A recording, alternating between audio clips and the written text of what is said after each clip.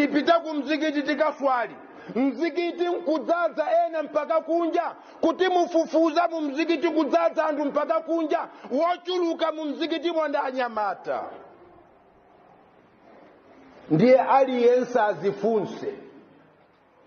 Pamene mtumiki amanena 60 to 70 years, amene angapitilile pamene kumapita 80 90 ndi wochepa, aliyense azifunse kuti ine lero lino ndili ndi zaka zingati. Koma chimenenso chikuopsa pa maulo abale yanga, muntawi ya Nabi Nuhu alayhi salam, ada alipo mzimayi amene ada amwalira mwana wake.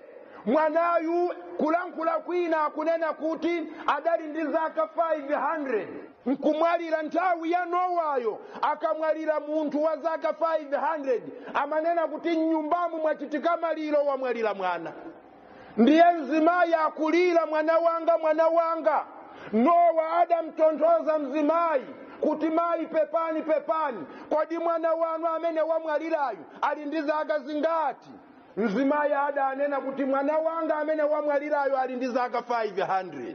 Ndipo Nowa adanena kumuuza mzimayi, iwe mayi ukulira chifukwa cha mwana wa zaka 500, kodi iwe mayi sukudziwa kumapeto kwa nthawi kudzabwera mtumiki ndi umma wake ndi anthu ake, mtumiki womaliza anthu ake sazapitilira pa zaka 100.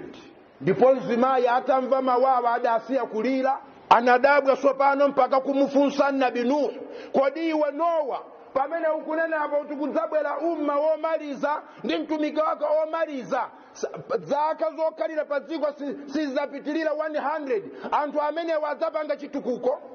Sopano zamaliro zatha, mzimayi akudabwa kuti anthu kukhala zaka 100 nkupezeka kuti anthu wamwalira. Mzimayi akufunsa anthu amene wadzapanga chitukuko. Nowa akumuuza mzimayi kumuyankha kuti anthu amene wadzapanga nambala 1 chitukuko kuposa ifa amene tikukhala zaka zochuluka.